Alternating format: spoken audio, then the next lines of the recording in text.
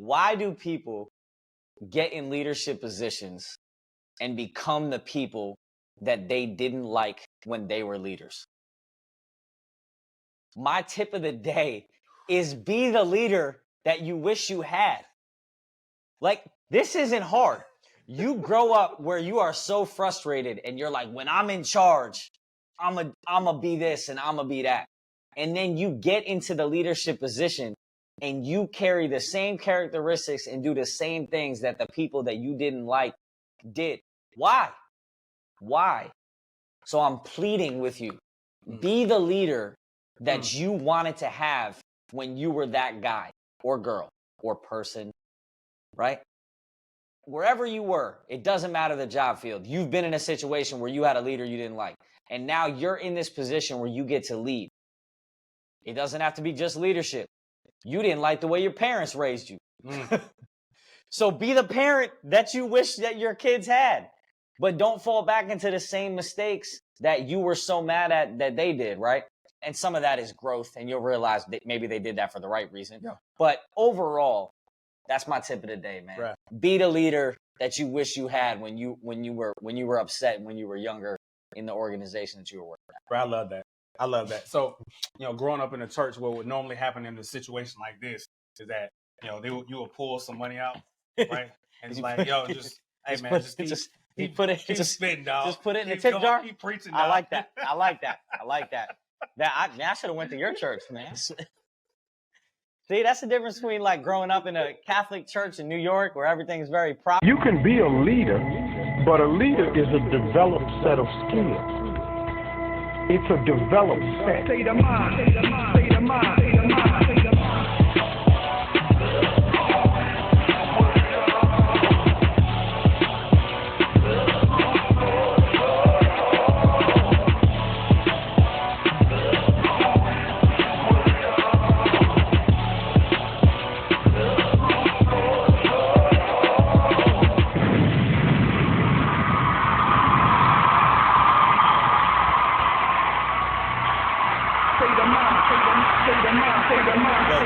Welcome. We are back, and this time, look, we together. We in the same spot. The same spot, bro. That's what I'm talking about. Leadership State of Mind coming at you one more again. This brilliant fella over here is Tony Amato. My name is Armand Owens, and we are coming together with the goal simply to have a conversation about helping you to become the best version of yourself, while we are coming to become the best version of ourselves. Absolutely. Right? Welcome to the conversation.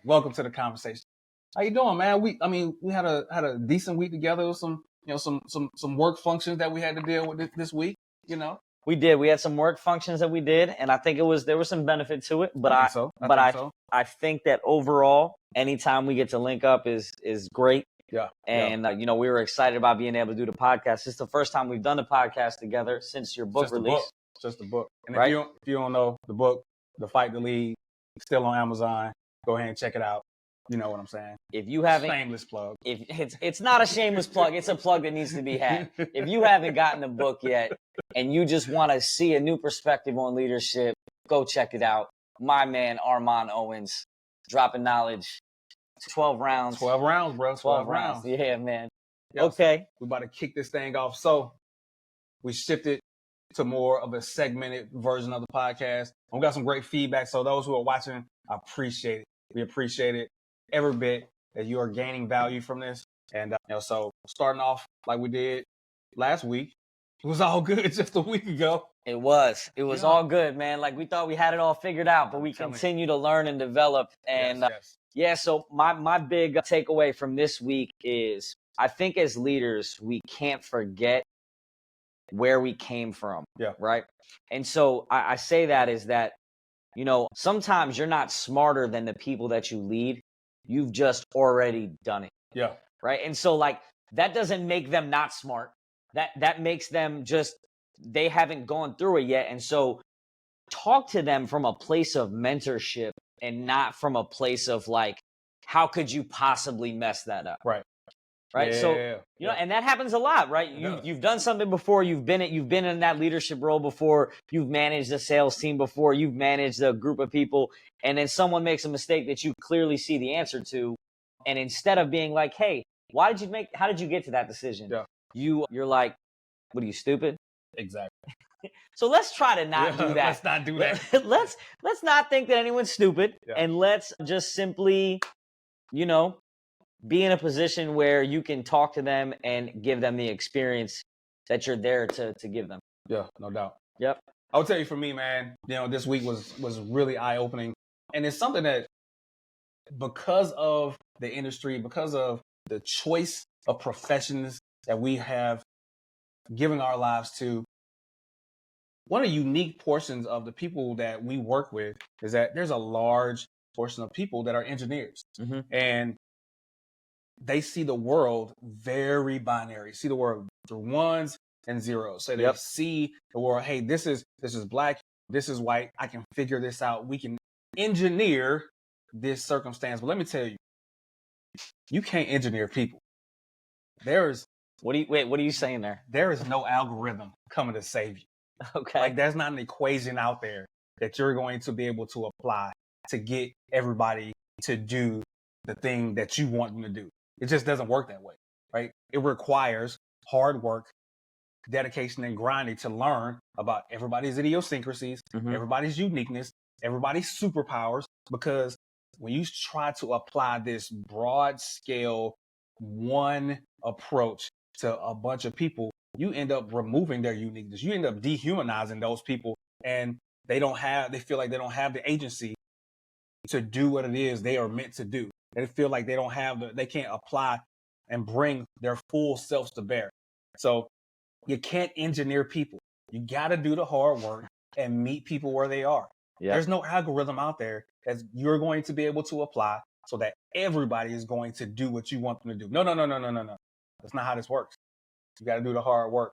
Linking on leadership, you got to get up out of your chair. You got to go out there and meet people where they are, because that's what they deserve.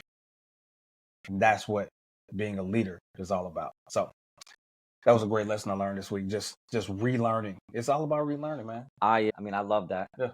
That's a great lesson for everyone.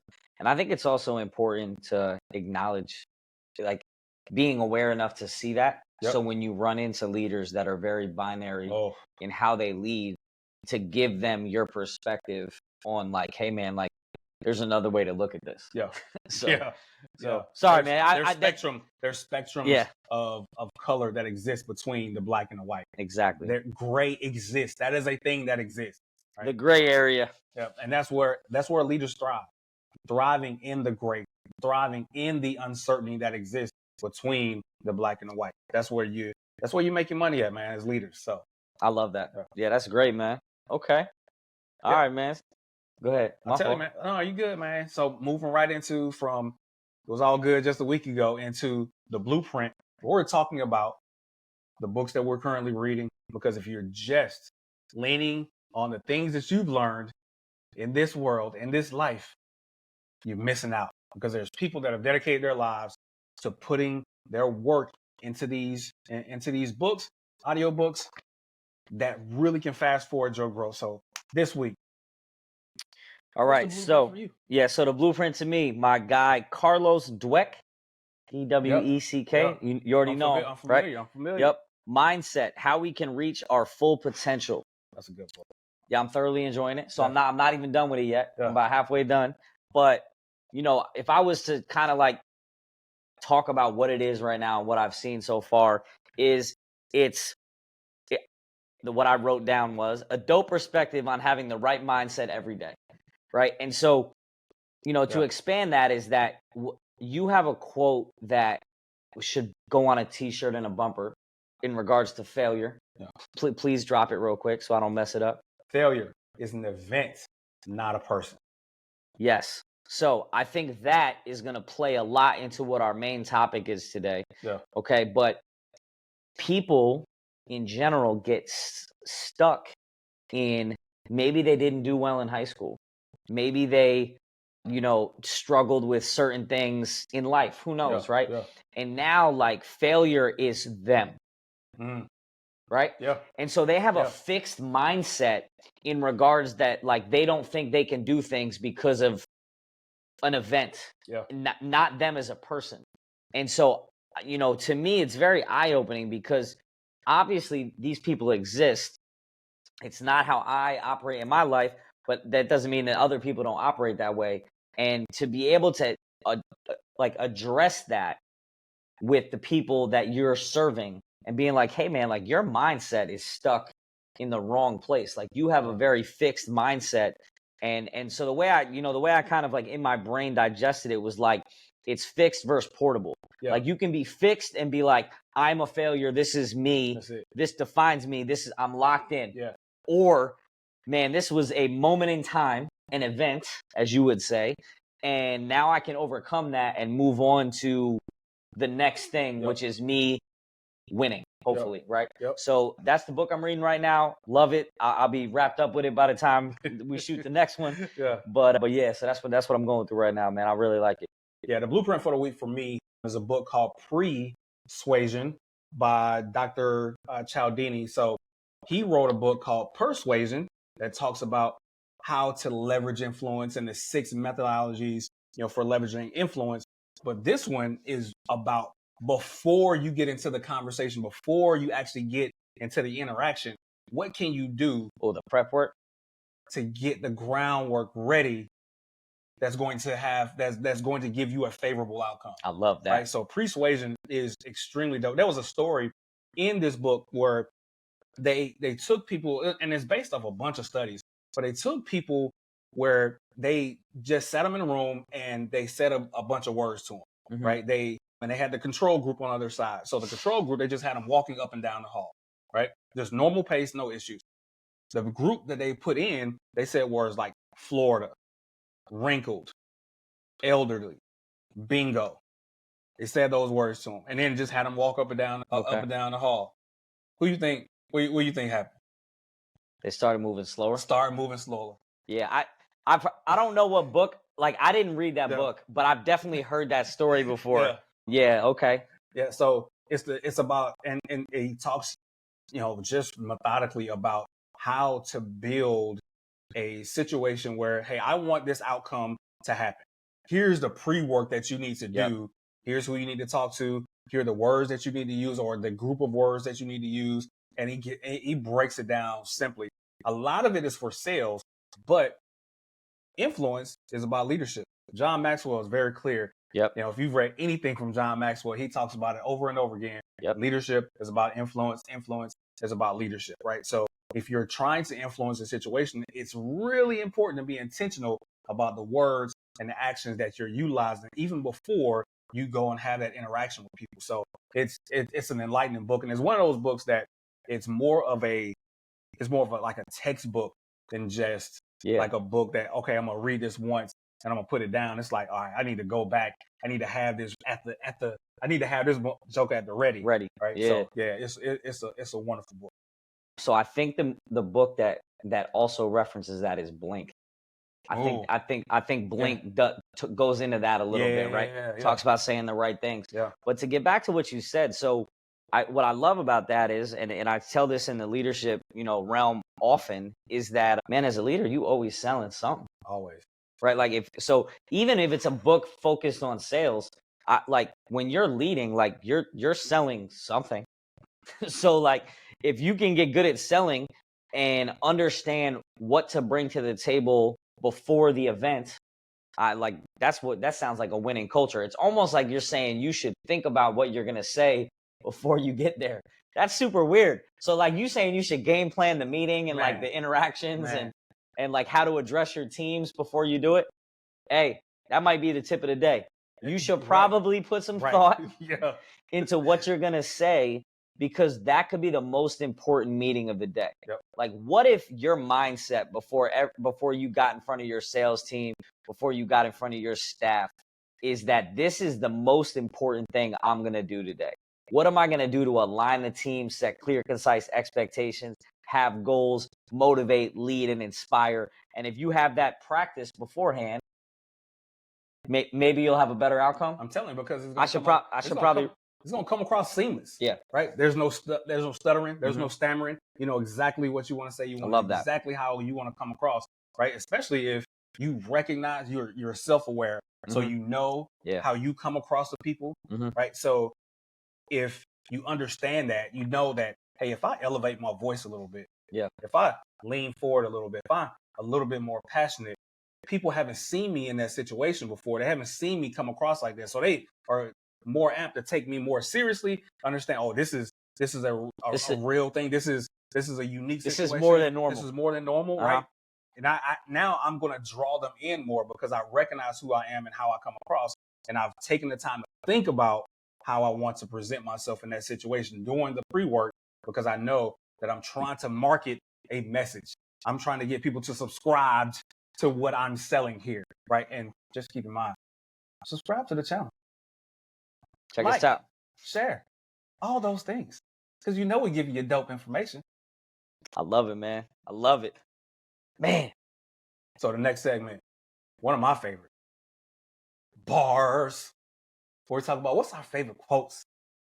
Who's out here spitting these facts for us?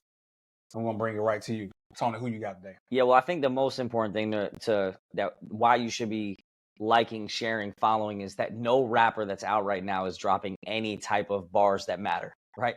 So first of all, you got to so you gotta find some old school music anyway to listen to any type of bars. So you might as well at least like, share, and follow Leadership State of Mind, and at least we'll drop some bars for you. So some real bars. In a growth mindset, challenges are exciting rather than threatening. So rather than thinking, oh, I'm going to reveal my weakness, you say, wow, here's a chance to grow. And so that's Carlos Dweck, the same book that I'm reading. And I just think what speaks to me in that is in the growth mindset, we have to be comfortable with knowing ourselves and knowing what our weaknesses are, and acknowledging that, right? It's almost like, you have to be self-aware and know what your weaknesses are, but you also have to be able to tell people about that. Like, be vulnerable with the people that you serve and be like, hey, listen, what happens? Sometimes you get a job based on previous experience with managing people, but not necessarily managing processes or whatever that new job is, right? And so how are you going to handle that? Well, you could be like, oh my God, I'm going to fail. Or you could have a growth mindset and say, hey, listen, I'm so excited to be a part of this team. This is a phenomenal organization. However, I'm going to need your help. These are the things I need to grow and develop. This is what I bring to the table. Here's my experience. Here's what I promised to you. But I'm going to need some help. And so I think if you're going to have a growth mindset, you have to be vulnerable, admit your weaknesses and areas that you want to improve, and then embrace them and attempt to get better. Yeah, absolutely. And that, when you talk about that growth mindset, it's the complete opposite of that rigid, fixed mindset. Yeah. Right. That fixed mindset, I equate it, to stagnant water. When I was 7 years old, my uncle took me out on a walk. We're going to the park. He's going to show me how to play basketball a little bit. And he showed me, we diverted from the path and went to a little creek a little bit. And or a creek is just a small body of water for those that may not be from the South. But on this creek, he's like, hey, this water that's flowing, what is it doing? It's moving. It's flowing. I don't know. I'm 7. I don't know what you want me to tell you. Yeah. It's like, no. It's moving. That's life. Okay. It's supposed to be moving. It's supposed to be consistently growing. When you put your hand, into this pond, you're never into this moving water. You're never going to hit the same place twice because it's constantly going. That's growth. And he showed me a little further down the creek where water had started to stand off. Like water had veered off to the side and it was just standing water, stagnant water. And he said, this is not life. He said, this stagnant water is just, the only thing that stagnant water brings is death and mosquitoes. Two horrible things. Right? So when I think about what you're talking about with the fixed mindset, I think about we get into a point, right, where I may have once lived, I was moving forward a little bit, at one point, but now I've veered off. Yeah. Now I'm comfortable in what I think. I've reached a place where I know what I need to know and I'm good to go. Yep. Right. Fixed. But that's stagnant. That's not life. That is not a representative of life. And that growth mindset is that water that's consistently growing, consistently moving.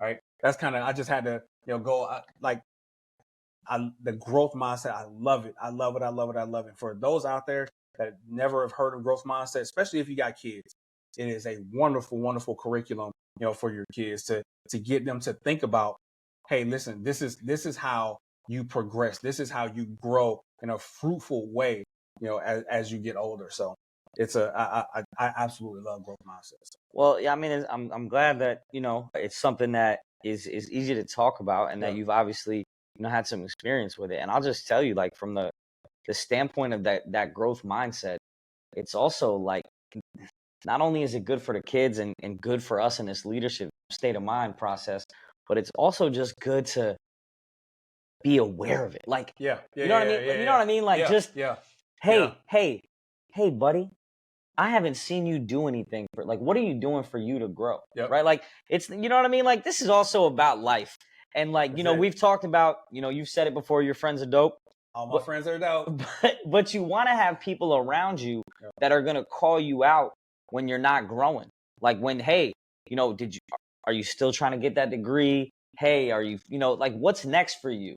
And like having those conversations. And so I think, the other part of that is, okay, so let's have a growth mindset, but let's also be aware of our surroundings and the people around us and have those conversations. Because I want people that are going to check me and be like, hey, man, like, you ain't really, like, what's next for you?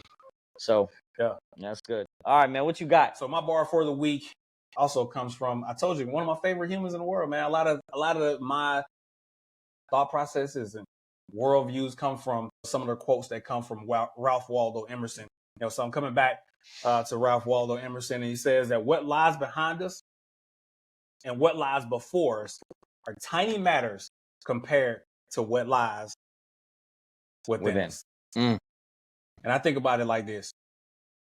We are overcome and overwhelmed by the things that have yet to occur in our future. We look towards the future and we're like, oh my God, I don't know how I'm going to handle this. But that's in the future.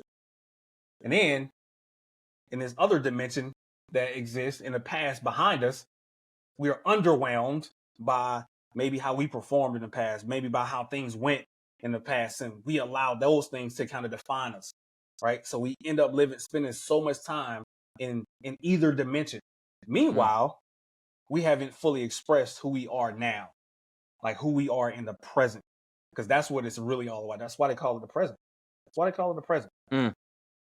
So there's so much within us that has yet to be expressed, that we have yet to give the world, because we spend so much time in those two dimensions. So we got to spend time in the dimension of the present, because that's where we can be fully expressed and become the best version of ourselves. We spend so much time in the future. That ain't, no. We are worried about what's coming. Right? Spend time cultivating what's happening now. The future will take care of itself. And we learn from and glean, not dwell on the things that happened in the past, so that we can become the best version of ourselves. So, man, every time you drop a bar like that, like, I need to go back and, like, I'm playing it back in my head. I like that a lot. Yeah, it's almost, it almost makes you reflect on, like, are you present enough in the moment, right? Yeah, like, man. like it gets you to, because if you're goal-oriented people, right, which I think both of us are, okay, we, as soon as we accomplish the goal, what's next? And I guess, when I hear that, I think to myself, like, do I ever take enough time in the moment to enjoy the dub, right? Like, enjoy the victory. Like, hey, like, you said you wanted to accomplish these things. Now you did. Maybe before you say next, you, like, sit back and like, enjoy the moment. I know my wife would appreciate if I did that. My wife too, because I don't. Like, I'm the worst at it. I'm still working on that. Yeah. Like, that is so hard, because moving on to the next thing. That's why I had to keep these bars in front of me. Yep. Right, because it's not just for to read to you. This is something I have to keep in front of my conscious awareness, so that whoa, take time to enjoy that. Yep. Take time to experience that, right? Because it's worth it. I mean, I think about it. Like, we started the podcast 2 weeks after I got my master's. Yeah. So it was like, hey man, on to the next. The master's degree's done, man. We said we was gonna do this podcast. Let's go. Yeah, no doubt. And so, yeah, man. All right, that's great. I love it, man. That's a good one. That's a good one. All right. Yeah, and finally, we're going our last segment for the day before we move into our top topic. You got 99 problems, but leadership isn't one. 99 problems, but leadership isn't one. Give them one tip. All right. Y'all paying attention? Hear me out on this. Why do people get in leadership positions and become the people that they didn't like when they were leaders? My tip of the day is be the leader that you wish you had. Like, this isn't hard. You grow up where you are so frustrated and you're like, when I'm in charge, I'm a be this and I'm a be that. And then you get into the leadership position and you carry the same characteristics and do the same things that the people that you didn't like did. Why? Why? So I'm pleading with you. Be the leader that you wanted to have when you were that guy or girl or person, right? Wherever you were, it doesn't matter the job field. You've been in a situation where you had a leader you didn't like. And now you're in this position where you get to lead. It doesn't have to be just leadership. You didn't like the way your parents raised you. So be the parent that you wish that your kids had. But don't fall back into the same mistakes that you were so mad at that they did, right? And some of that is growth, and you'll realize that maybe they did that for the right reason. Yeah. But overall, that's my tip of the day, man. Right. Be the leader that you wish you had when you were upset when you were younger in the organization that you were working at. Bro, I love that. I love that. So growing up in a church, what would normally happen in a situation like this is that you will pull some money out, right? And it's like, yo, just, hey, man, keep spitting, dog. Just put it in the tip jar. Keep preaching, dog. I like that. I like that. I like that.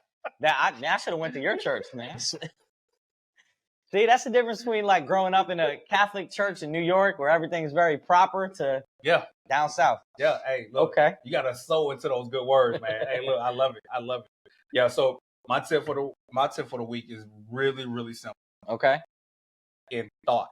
In practice, that's a whole nother thing. Read the room. Be aware of the people that are in the room when you want to say what you want to say, because it can be very, very detrimental to you if you are not aware of how you're going to come across. It may not be the right time. It may not be the right topic. It may not be the right space.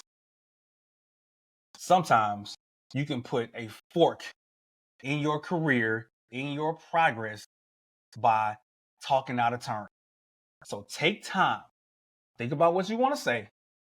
Look at all the people in the room. Read the body language of the people that's in the room. Understand what the topic is, what is being spoken about, what their posture is, what their emotional state is. Because if you come out of pocket, you come out of left field. Yeah.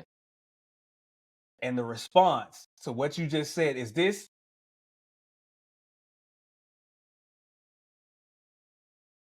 You didn't properly read the room. And you may have put a fork in your career and in your progress. So take time to read the room. Understand what you want to talk about and predict. Think about what response you're looking for. Yeah. Think about what response you're looking for before you're going to say it. Because that in and of itself is self-awareness, right? Being able to step outside of yourself, observe yourself, recognize how you're coming across, and be able to be empathetic and look at and be in the positions of all the people in the room and how they're going to receive what you're transmitting, right? Because what you may think you're transmitting may not actually be what they're receiving, right? So take time, give yourself a couple of seconds before you blurt out there and read the room. Be impeccable with your words. Be impeccable with your words. Okay. I like that. Yeah. So I'll tell you that I think I did pretty good this week because there were some things I wanted to say in some of the meetings that we were in this week. And it wasn't the right time or the right place. It wasn't. But I'm working on that too. I would say that I feel like I've made improvements, but that is a work in progress.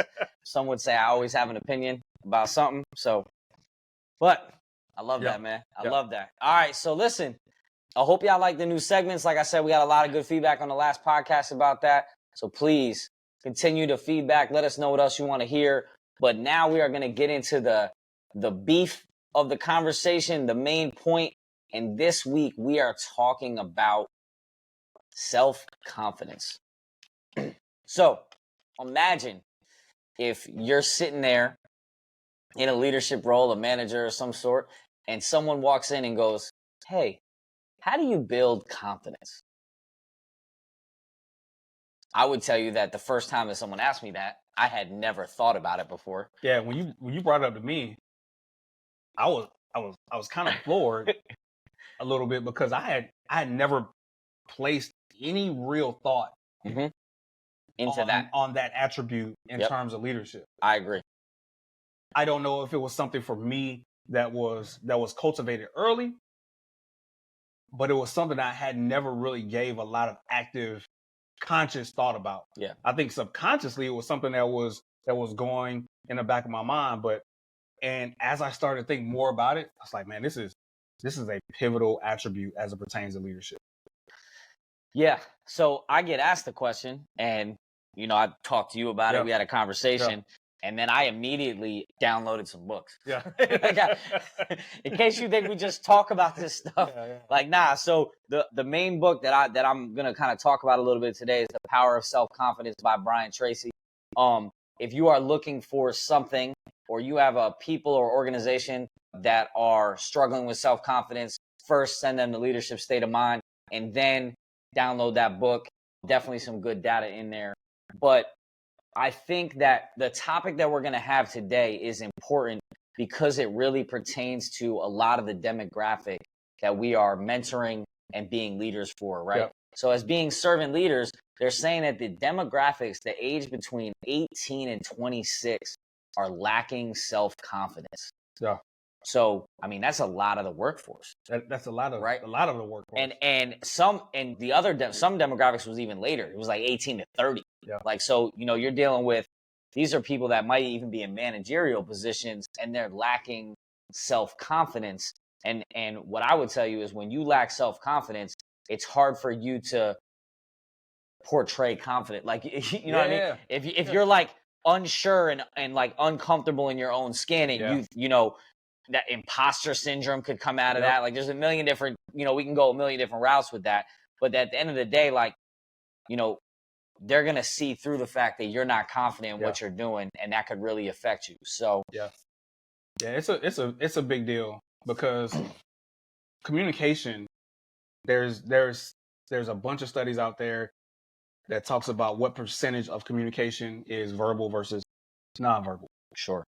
And I think that the overwhelming doctrine, is somewhere in a range of, greater than 60%. Yep. I think that's nonverbal. That's nonverbal. Yeah. Yep. Right. So one of the things that is almost immediately obvious when you're interacting with somebody is, especially if they're trying to convince you of something, going back to like the persuasion, is if they're confident about what they're saying. Mm-hmm. Yep. They're saying words. Yeah. There's something being transmitted that's verbally, sure, but non-verbally, all the tails are there. I don't believe what I'm saying. Yeah. Like, sure. and what's interesting too, if I were to say, hey, give me the body language of somebody that's not confident in what they're saying. Yep. Right. What does that look like? Right. You got maybe the shoulders like together, rounded, like right? Head down, maybe Head not down. making eye contact. Maybe arms crossed, right? Because what they're trying to communicate is I'm not aligned with what you're saying. Words with there's no alignment with the words that I'm saying, right? So it's such an important thing because as leaders, we're communicating our expectations to our team about things that we need to get done. Yeah. And we're making decisions, hundreds and in some cases thousands of decisions every single day. And if there's not that confidence in how we carry ourselves and what we believe in that conviction, because conviction is a huge part of confidence. If that's not present, people are not going to follow. You're just going to be going on a walk. Yeah. Nobody coming with you. Yeah. It's going to be you, yourself, and I. That's it. Okay. Right? Yeah. All right. So I guess my first question is, I'm going to tee up to you is why? Like why do you think it's happening? Like, why is this something that we're dealing with right now? Now, let's not act like no one had like it's not like, you know, everyone had confidence 30, 40 years ago. I'm certainly not saying that. But the fact that they're saying it's this, like, that's the biggest concern with a lot of people in that demographic. Why do you think that is? Yeah, I think a portion of it is, I know me growing up, the way that my parents kind of raised me, Okay. you know, was very, you better figure it out. Mm-hmm. Right. So there was a lot of failure that was introduced, you know, to me Sure. growing up. Yeah. So I got really comfortable with learning these lessons. But what ends up happening, because that failure is introduced, you know, so much, you wind up being, you know, being good at things. Sure. Right. Because, you know, I started off in baseball at a young age being really bad at it. Mm-hmm. And I turned out to be really good ultimately later on. Yeah. And those failures and that growth, you know, from what I saw from the previous month, the previous year, I was able to build on those failures. I was able to build on the progression, right? Because ultimately you start to see these glimpses of getting better, right? Okay. So I think it's a lot different now because, you know, no parent wants to see their kid hurt. And we talked a lot about failure, Sure. you know, in the previous podcast. And I think this actual podcast is a perfect segue, you know, as we continue the conversation, building from failure into confidence, because I think the natural progression from failure is into confidence. And I don't think you can actively build the level of confidence to be a leader without those failure. failures. Right? I agree 100%. Because I think that comparison that you're able to make from who I was when I started versus who I am now, maybe 2 months from there, where I couldn't do X. Now I'm doing X slightly proficiently, right? So I can build on that growth. I can build on that difference. Like, oh, I can get better. Mm-hmm. Oh, this is dope. I'm about to be killing it out here soon, right? Because I can see what that natural progression, that natural growth is going to be ultimately. And I don't think, as I observe our youngest sailors coming in, and I talk to them about how they grew up, I talk to them about what they were introduced to, and playing sports, I think, is a huge, huge part of it. I agree. You know, I think it's just haven't really been cultivated, because just like I talked about earlier, it's not something that I actively thought about growing up, or even now as a leader myself.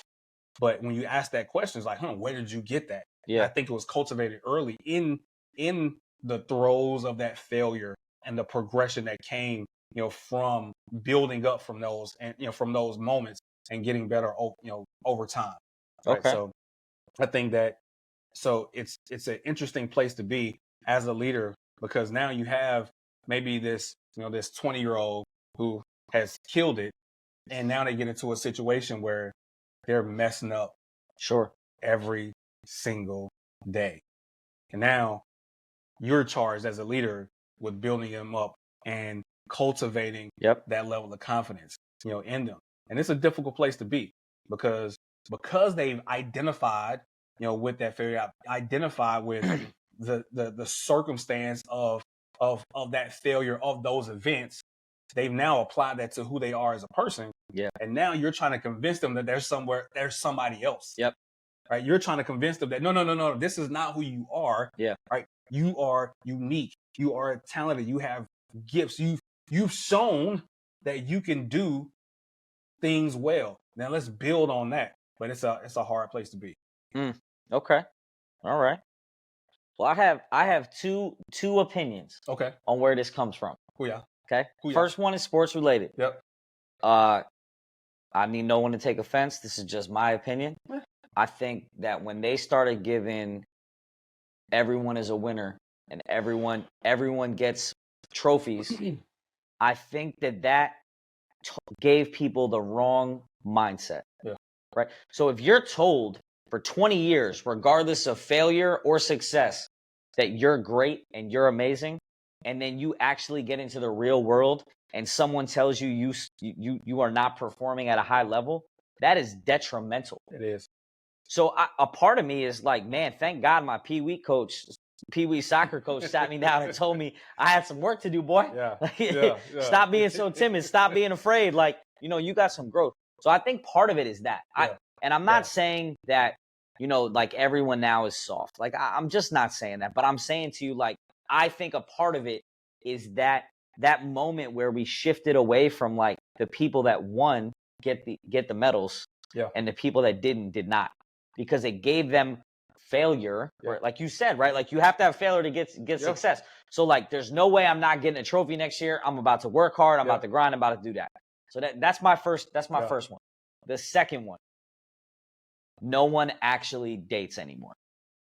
Okay. So hear me out. Hear me out. Okay. I want to know how many people between the age of 18 to 26 have walked into a bar, bowling alley, roller rink, fill in the blanks. Like hookah lounge, like, and did not know a person in a room, walked up to them, started a conversation, got a phone number, and that led to a date. I would tell you the number is, I put it less than 5%. So all I know right now is that everyone swipes. Like, what is that? Swipe left, right. I don't know. Just swipe a direction. Okay. What's the app though? Tinder. Okay, Tinder. I think right? it's Tinder. So Tinder, you swiping. So like, and you have to make a connection before you'll get a contact. So like, there's social media. There's all these things where like you're not walking into the situation with thinking you're going to fail, because you've already had a predetermined conversation or agreement that you both think each other are attractive or have things that are in common. So I got turned down a lot. We okay, right? So maybe my confidence was high, but the outcome was not always that way, right? So I walked into a room and hey, how you doing? Rather not talk to you, sir. Yeah. So my point is that through those failures, I built some confidence by continuing to try. Yeah. So those are my two examples. Listen, man. I would tell you, even as much as I got turned down, like I was still just delusional enough to believe like the next time, like it doesn't matter. But like, that's their. I looked at it as their loss. Like they don't understand how dope I am. Yeah. That's their fault. But you had already had the confidence though. I did. Right? And so clearly like that but that's not for everybody. It's not. And that's my point, is that because they've never experienced that before, like that could be part of the issue. Now, y'all can do the science. This is just my own perspective, but bottom line is the self-confidence is an issue. And so, we're going to dig into a little bit. So the next question I have for you, man, why do we need to know this as leaders? Like, why is this important for us to be aware that there's a lack of self-confidence in this demographic? Well, it has to be, because that needs to be a point of intention, right? When I talk a lot about being intentional as leaders. Yeah. We need to understand clearly, very clearly, about the people that we have the privilege of leading. Yeah. Right. So we can't go into this blind. We can't go into leading them with our own biases and our own understanding or how we were raised. Yeah. Right. It's very easy to be like, why don't you have the confidence? Sure. Right. No, that's a ridiculous question. You probably shouldn't say that to someone who doesn't have confidence. Exactly. Right. Because they haven't gone the path that you've gone. They haven't walked, the things that you walked. They weren't raised the way that you were raised. They didn't experience the same things. Right. So, but understanding that, hey, this is a issue, because even having conversations with, young people with a lot of talent, and potential, if you ask them about being a leader, like, oh, no. Yeah, I don't want to do that. Nah, I'm good. I don't want to do that. Yeah. I don't want to be responsible, for nobody else. I'm good with me. I don't want to be responsible for anybody else. And that's right as I think about that, because the next natural step to doing well, right, is helping others do well. Sure. Right. Yep. And the thing, I think the barrier, is in between that step from I can do me, right? I don't know. I ain't messing with nobody else. Yeah. The thing I think is in between that is, I think there's a level of unconfronted or unchallenged beliefs. Okay. Right. So while we're talking about how you were raised, with your parents may have given you everything, or you've been exposed to getting all the trophies and all that other stuff, there may be a situation where in your past where somebody was like, you ain't nothing. Yeah. Mm-hmm. you're incapable, you're dumb, and spoken to your life in a way that was detrimental, right? And that thing stuck with you. You're never right? going to amount to anything. Never going to amount to anything, right? You're just like blah, blah, blah, blah, blah, right? So you've identified and attached yourself to the words that other people have spoken about you, right? And those words are extremely important. And as a leader, you have to recognize somebody may have gone through that. So you have to be intentional with your words, impeccable with your words. So I think that as you are leading, as you are mentoring, as you are coaching these individuals, it is important for you to speak into their lives in a positive way, right? Highlighting the value, right? Speaking, identifying their superpowers. I talk a lot about superpowers, right? But their uniqueness is their superpower. And they may not have had anybody to direct them, or it just may not have been enlightened for them, right? So it's important to understand where they've come from, how they have maybe internalized some things, got some insecurities back there, right? And how you can speak to them to break that up, right? And empower them and put them in situations where they can win, where they can gain that confidence. So you can show, no, you are more than capable. You have the potential, you have the ability, you have the talent to do all the things you want to do and lead at the highest level, because it's about giving back. It's about being a servant leader. So, and it's a hard thing. It's a hard thing because you may be battling things yourself as a leader. Right? You may be going through the things in your life, inconsistencies and insecurities in your own life that you're dealing with. But one of the things I would tell you that you are not a leader by accident. Right? Somebody spoke into your life. Somebody talked to you about being a leader. Somebody talked to you and said, you have the capacity, to do this. And sometimes you have to believe in the belief that others have for you before you believe yourself. Right? Those people care about you. Those people love you. Those people are rooting for you. They're your biggest cheerleaders. And sometimes you just got to believe them. You just got to, you know what? I don't have the belief in myself to have this level of confidence, but you got this confidence in me. So you know what? I'm going to embody that.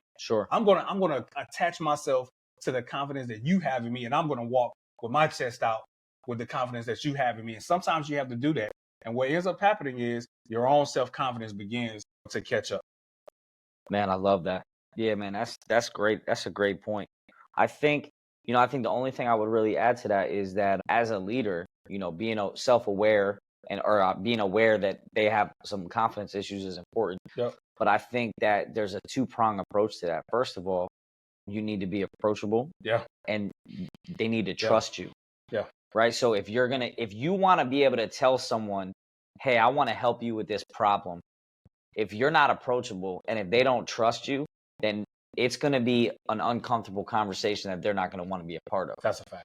Right? So remember that, like before you can engage in a conversation, if you're noticing that someone is lacking self-confidence, asking them to come to your office when you've never really engaged with them before to tell them that they don't have confidence and that you're not you're unhappy with something is not going to build their confidence, right?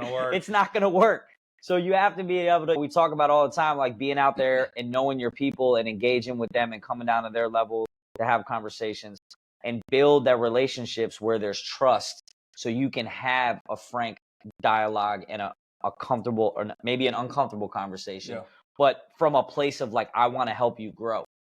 So I think that's my big takeaway from what you said, man. But I think it's great. I think it's it's something we all need to be aware of. And so that's why we're having this conversation. We also fell right in line with the last podcast and overcoming failure and how do we get from getting knocked down and get back up. And this is another part of that. So next question I wanted to ask you. So what can we do to prepare our people to deal with the lack of self-confidence? So, if we know that exists, so we kind of talked about the one-on-one conversation, but what type of messaging can we put out to, I don't know, just to make other people aware of it, I guess? I think the starting process of building confidence, I think it starts, with that preparation. Okay. Right. So if you recognize that somebody may struggle with the level of confidence and you want to task them with some level of work. Give them the opportunity to step through the preparation of that. Okay. Right. So building this environment where they can talk through, hey, how would you handle this? Mm-hmm. Why? Oh, well, because of this. Okay, absolutely. Yeah. Right. And step them through the process of that task, right? Depending on how big or how small that is, right? Take time to work through that preparation, right? So when they actually do it, they can build on the preparation phase that they had in the past, right? So they're going to get it with confidence. Hey, I know what to expect at this step. Yep. I know what to look for when this happens. Oh, I'm not surprised by that because we talked about that. Yep. Boom, right? So that preparation builds confidence, right? So I think if you've gotten to a place where they trust you, they accept your feedback, and you built that environment where, hey, that your words are something that they're going to latch onto because they know that you're legitimately their advocate. Mm-hmm. Starting with that preparation, right? Taking time to prepare them adequately before they go into that task, right? So they go into it with confidence because they've already done it. Yeah. They've already worked on it. They've already practiced it. Just like Kobe talked about, I'm in the gym, I've shot, and I don't have to worry about whether at the end of the game, if this shot is going to go in because I've already shot it 1,000 times. I've already taken this shot in the gym 1,000 times. So when it comes to game time, right, I'm just taking the same shot that I took in the gym 1,000 times, and I'm going to make it the exact same way. Don't overthink it. Don't overthink it. Just shoot the shot. Yep. I like that. Yeah, man. I think when you're dealing with this lack of self-confidence thing, the other part that I really just want to get across is that you need to make sure that your delivery in this conversation does not move against what you're trying to do, right? If you're trying to build someone up, how are you going to approach that? Yeah. So while you're trying to give them tactics to make sure that they succeed, what are you thinking about?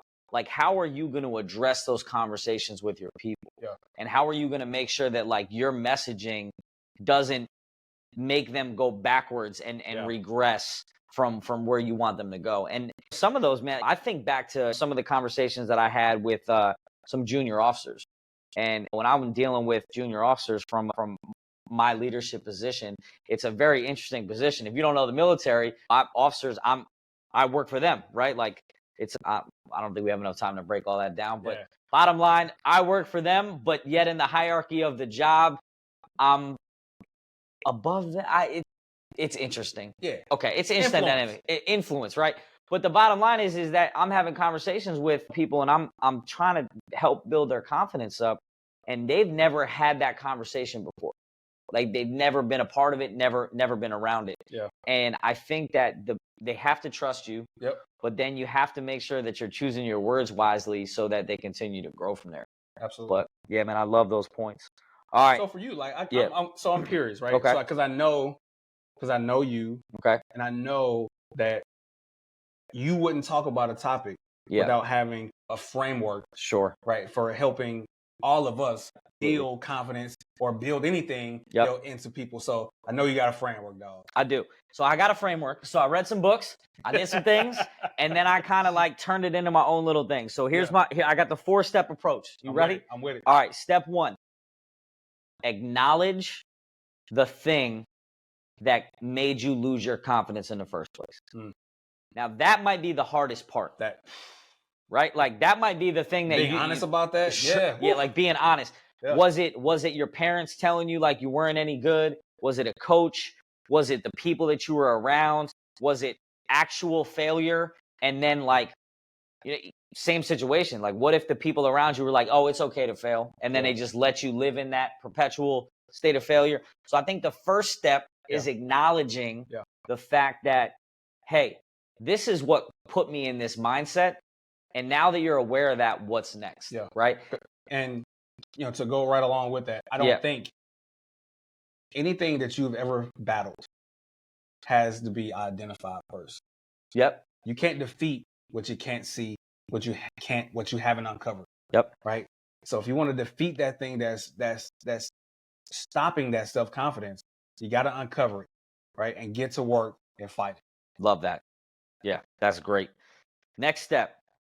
Small, attainable goals that you know that you can accomplish. These goals have to be something you're not going to fail at. Okay? So let's just use the mindset of working out. Right? Like, because I think this is something that's very tangible, very something you can see. I want to be in better shape than I am currently. Okay. I lack self-confidence. I don't think I can do it. So the first step is, why do you feel that way? Oh, well, someone told me I was always going to be fat for the rest of my life. Wow, so I'm just living in it. But now you're like, I don't want to live like this anymore. Okay, so small attainable goals. I'm going to walk 30 minutes a day for 3 days this week. Okay, like something easy, right? We're not running a marathon tomorrow. We 30 minutes walking 3 times a week. Okay, so that's the step 1 or step 2, right? So we acknowledge the problem. Now we make an attainable goal. So that attainable goal is kind of like compounding interest. Sure. Right. Yep. You know, that 3,500% better at the end of the year. Yep. Only requires 1% better a day. So that compounding interest just builds up day by day, small things. Yep. You build off those wins. Celebrate those wins along the way.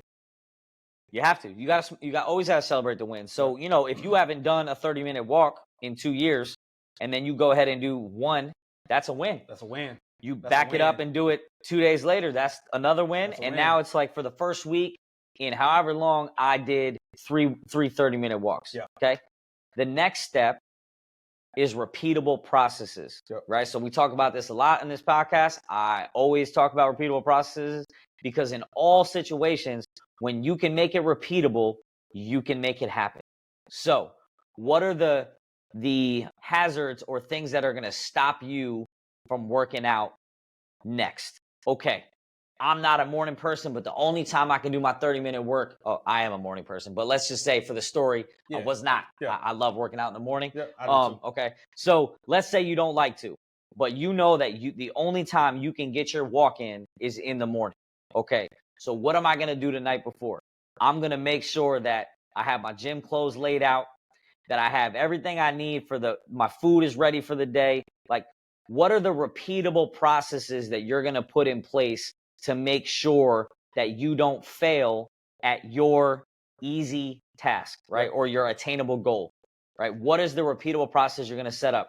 And maybe some of this is prep work, right? I'm going to go walk 30 minutes a day, 3 times a week. I need to go buy some new shoes. So I got them. I want to have some headphones. I'm going to download some books, right? Make sure they charged. Make sure they charge. That's a valid point, right? So what are the repeatable processes you're going to do so that way your small attainable goals don't get missed? Because it's about those habits that you build. Right. We are automated. Right. You don't think about breathing. You don't think about like blinking your eyes. It just happens until you start thinking about it and you do it yourself. Right. You know, but these are things that happens automatically. Right. So 98% of our bodily functions happen automatically. So we are habit driven creatures. 100%. Right? But we can be intentional about these habits once we start to make these things consistent. Then it becomes a part of who we are day to day.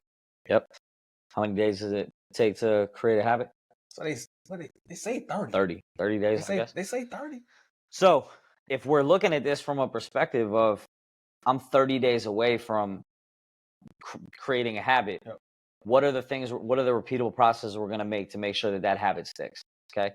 So we've built the repeatable processes. We've small attainable goals, repeatable processes. Last step, find a mentor, find someone that you trust to help you, an accountability buddy. Someone that you look up to that's going to hold you to what you're trying to accomplish and push you to continue to try to get better. Absolutely. Right. Because going back to that point, sometimes you need the belief that others have in you before you believe in yourself. And that's what that mentor is there for. Right. Utilize that person that believes you. Utilize that person that is willing to speak into your life. Utilize that person that's going to be your cheerleader. Right. That's also going to hold you accountable, to the things that you said that you're going to do as well. Right. It has to be both sides. You can be demanding and uplifting all at the same time. These are the people that you need to have in your life, because that's going to solidify, that confidence. Because they're going to tell you that you're doing the right things when you are doing the right things, and they're going to help you if you start to veer off that path, right? So, because that confidence can't be hollow, right? It cannot be a hollow thing. It cannot be a thing that just, well, I did this thing this one time, so I guess I'm good now. Yeah. No. It's not gonna work. Not gonna work. Excuse me.